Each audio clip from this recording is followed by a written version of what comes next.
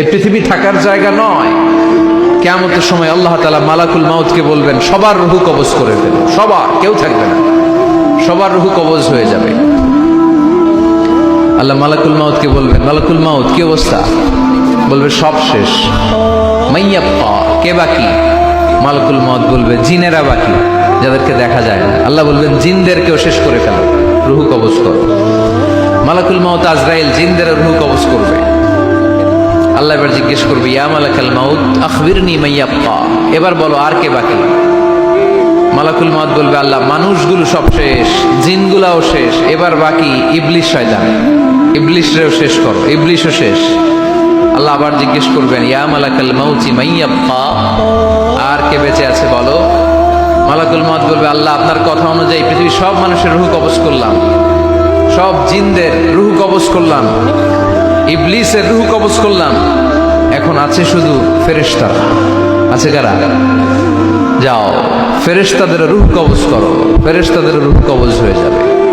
এবার আল্লাহ জিজ্ঞেস করবেন ইয়া মালাকাল মাউত আখবিরনি মাইয়াব্বা। মালাকুল মাউত বলবে আল্লাহ আপনার কথা মতো ধরে ধরে সব শেষ, ফেরেশতাও শেষ, চারজন ছাড়া। কয়জন ছাড়া? জোরে বলেন কয়জন ছাড়া? ইসরাফিল, জিব্রাইল, মিকাইল, আজরাইল। আল্লাহ এই চারজন আমরা বাকি। আল্লাহ বলবে যাও ইযহাব ইনতালিক ইলা জিবরিল ওয়াকবাদ রূহা, জিব্রাইলের রূহ কবজ করো। ইযহাব ইলা ইসরাফিল ওয়াকবাদ রূহা, ইসরাফিলের রূহ কবজ করো। ইযহাব ইলা মিকাইল ওয়াকবাদ রূহা, রূহ কবজ করো। ওই তিন ফেরেশতাও শেষ। এবার আল্লাহ তাআলা জিজ্ঞেস করবেন ইয়া মালাকাল মাউত আখবিরনি মাইয়াব্বা, হে মালাকুল মাউত আর কে বাকি আছে বলো? মালাকুল মাউত বলবে আল্লাহ আপনার কথা মতো মানুষগুলো শেষ, জিনগুলো শেষ, ইবলিশ শেষ, আমার বাকি তিন ভাই ইসরাফিল, মিকাইল, জিব্রাইলও শেষ, শুধু আমি, শুধু আমি। আল্লাহ বলবেন কেউ নাই? মালাকুল মাউত বলবে না আল্লাহ কেউ নাই। এবার আল্লাহ তাআলা বলবেন মালাকুল মাউত তুমি তো সবাই রে মারছো, এবার তুমি মরো, এবার তুমি মরো, তুমি মরো। শোনার সাথে সাথে মালাকুল মাউতের কাঁপুনি ছুটে যাবে, খিঁচুনি এসে যাবে ভয়ে। আল্লাহ বলবেন কাঁপুনি দিয়ে তো লাভ নাই, কারণ কুল্লু নাফসিন যায়িকাতুল।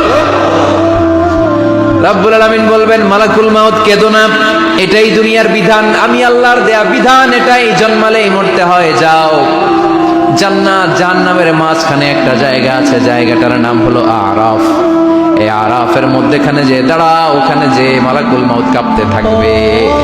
মালাকুল মাউত বলবে আল্লাহ সৃষ্টির শুরুতে যদি জানতাম, সৃষ্টির শুরুতে যদি জানতাম সবাইকে মৃত্যুদান করার পরে রূহ কবজ করার পরে আমাকেও মরতে হবে, তাহলে এই কঠিন দায়িত্বের ব্যাপারে আপনার কাছে ক্ষমা চাইতাম।